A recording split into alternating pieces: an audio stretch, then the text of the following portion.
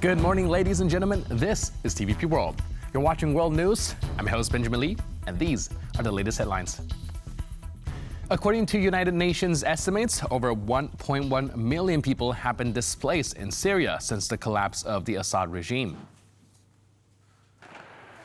Tens of thousands are currently displaced in roughly 200 centers across northeast Syria, where aid organizations provide food, cash, hygiene kits, and other essentials. The UN Office for the Coordination of Humanitarian Affairs reports severe food shortages in Aleppo alongside high fuel prices.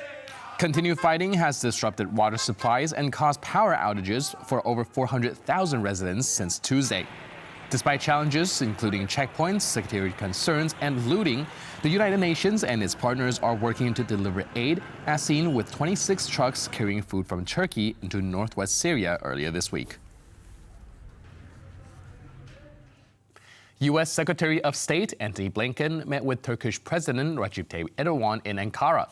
Their talks focus on stability in Syria, particularly clashes between U.S.-backed Kurdish group and Turkish-backed rebels in the north. A statement from the Turkish presidency revealed discussions on Syria's latest developments. Erdoğan urged global cooperation for rebuilding the country's institutions while emphasizing Turkey's plan to act against groups it considers terrorist threats. Blinken reiterated shared U.S.-Turkish goals, including Syrian-led transition to an inclusive and transparent government. Protesters in Georgia fear the ruling party is poised to appoint a loyalist as the country's next president. Braving inclement weather, thousands gathered outside the Georgian parliament on Thursday evening, marking 15 consecutive days of demonstrations. Protesters in Tbilisi's center waved EU and Georgian flags, blocking traffic on the city's main avenue. Local media report similar anti-government rallies in various cities. More demonstrations are anticipated over the weekend. Meanwhile, on Saturday, the ruling Georgian Dream Party is expected to solidify its control by appointing Mikhail Kavelashvili as president, succeeding Salom Zurabishvili, who has reportedly refused to resign. The Polish Air Force has been placed on high alert following another missile attack on western Ukraine. According to the Polish army, Russian forces deployed cruise missiles, ballistic missiles, and unmanned aerial vehicles in the assault. Now, this is a developing story, so stay with us for the latest update. Meanwhile, at a meeting with the French President Emmanuel Macron, Polish Minister Donald Tusk ruled out sending Polish troops to Ukraine. Now, this follows Macron's suggestion that NATO forces might be deployed to Ukraine after a potential peace agreement as a security guarantee. Wojciech Przyszpilski of Visegrad Insight commented that Poland's proximity to Russia makes such a move too risky. Right. So Poland is refraining from sending directly our troops, is prepared to send any other help, logistics, training, machinery, whatever is possible to be sent apart from what has been sent already. But at the same time, Poland is replenishing its stocks of ammunition, of the equipment, and doing training and upgrade of the size of the military in Poland. As a country on the front line of neighboring with Russia, neighboring with Ukraine and Belarus, we need our uniformed servicemen present on the ground here in Poland that allows other nations in NATO to participate and to provide stability and security on the continent. Austria has terminated its gas delivery contract with Russia following last month's halt in exports. What once seemed unfeasible, the de-Russification of Europe's energy supplies, is now becoming a reality. Ovidiusz Nishia reports. Austria is the latest country to sever its dependence on Russian gas. Some say this opens a new chapter in the Alpine country's history. Austria was appeasing Russia for way too long. I would even venture to say it's become part of Austrian DNA, for Austrian identity as a country, to create wiggle room between the powers and be neutral and thereby automatically appease Putin. This is over now. The decision to terminate the supply contract between Austria's OMV and Russia's Gazprom came after Russia halted supplies last month. The dispute was started by OMV's legal victory over Gazprom over a different deal. The Austrians recouped the damages amounting to 230 million euros by not paying Gazprom's invoices. This led Russia to halt the gas flow to Austria. We will not let ourselves be blackmailed by anyone, not even the Russian president. We will not let Putin's government or Putin himself bring us to our knees. Even though Austria got nearly all of its gas from Russia, recent efforts to diversify supplies and warmer winters have bailed Vienna out. For at least 2 years, I would estimate we have no problems with actually having a constant gas supply.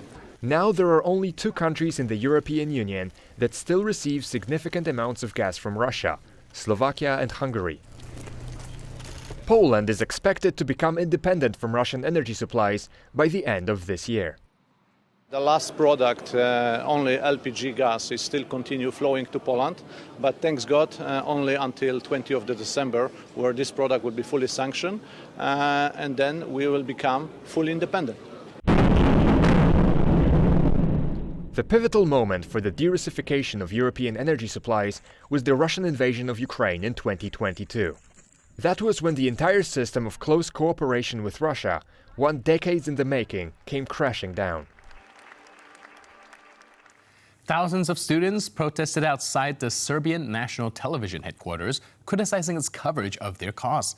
Now, this follows 2 weeks of university blockades sparked by a deadly roof collapse that killed 15 people. Students have maintained blockades of higher education institutions, demanding full disclosure of documents related to the renovations at the railway station where the collapse occurred. While the government has agreed to increase education funding by 20%, many universities remain closed, with over a third of state faculties canceling classes. Prosecutors in Poland have issued an arrest warrant for a former deputy justice minister. A court on Monday ruled that Marcin Romanowski, who served under the country's previous law and justice government, would be remanded to 3 months detention pending trial. Romanowski faces 11 charges in connection to irregularities in the so-called Justice Fund. The fund was set up by the previous government to support victims of crimes. Former National Public Prosecutor Zbigniew Ziobro issued a directive in 2017 giving him self-control over who would receive the funds. Romanowski checked himself out of the hospital following a medical procedure last Friday. Authorities say the suspect's phone has not connected to telecommunications networks since that day. His whereabouts remain unknown. Quote, "Hopefully we will release our heroes from prisons," said Belarusian opposition leader Svetlana Tsikhanouskaya during an exclusive interview with TVP World. Exiled in Lithuania, she spoke about political prisoners in Belarus, citing her husband, Sergei Tsikhanouskaya, who has been detained since running for president in 2020. At the moment, we have at least 1,300 political prisoners, among which is my beloved person, my husband. He's in prison since May 2020, but since March 2023, more than 1 year, he's kept incommunicado. It means that it is full isolation, lawyer is not allowed to visit him, letters are not delivered, so I actually don't know if he's alive. So this is revenge of Lukashenko on the most prominent and most popular people who opposed him for all these years. And of course it's difficult to live with this everyday pain. It's difficult to explain to children where is their daddy, why they don't get any letters, for so long time. They're asking me, maybe our daddy died. But I believe that our heroes behind the bars, they keep strong. They believe that Belarusians are not giving up, that we are fighting for their release, and we are not alone in this fight. We are supported by a democratic world, and hopefully that we'll manage in the shortest terms, to release our heroes from prisons.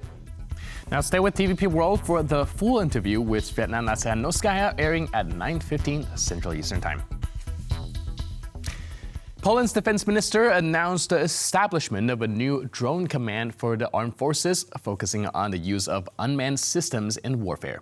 Warsaw has also finalized a deal to purchase MQ-9B Sky Guardian civilian drones worth over $300 million. A few months ago, I announced the formation of a separate drone-focused branch of the armed forces, and this is becoming a reality.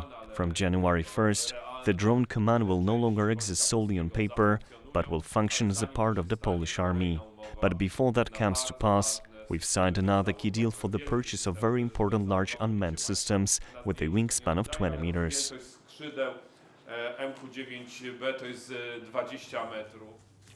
Amid rising energy prices in Europe and Russia's ongoing attacks on Ukraine's power grid, the 2025 Energy Outlook Forum focused on energy security, decarbonization, and the green transition.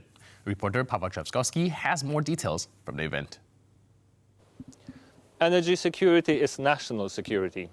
These words of US Ambassador to Poland Mark Brzezinski opened the Energy Outlook Forum held in Warsaw on Thursday. Europe is becoming increasingly independent when it comes to supplying energy from Russia, and the last country to cut the ties from Moscow is Austria. On Wednesday, it was announced that Austria will terminate its contract with Gazprom, which was supposed to last until 2040. I spoke on the matter with Professor Karol Rosse, and he told me that Austria has been preparing for this move since Russia invaded Ukraine in 2022. Austrian politics has been working basically almost since the beginning of the Ukraine war to actually look at other options for supplying the country with gas, and these options have been taken. As to Poland, the country is almost entirely independent from Russian energy.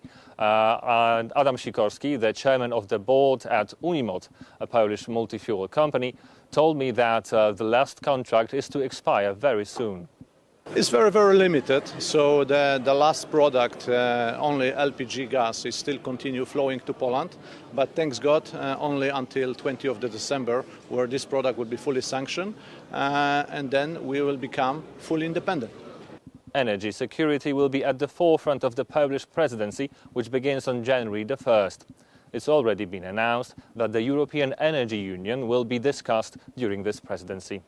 From Warsaw, Poland, for TVP World, I'm Paweł Trzewskowski. And with that, we conclude this edition of World News. But for more news, update, and commentary, please stay tuned to TVP World.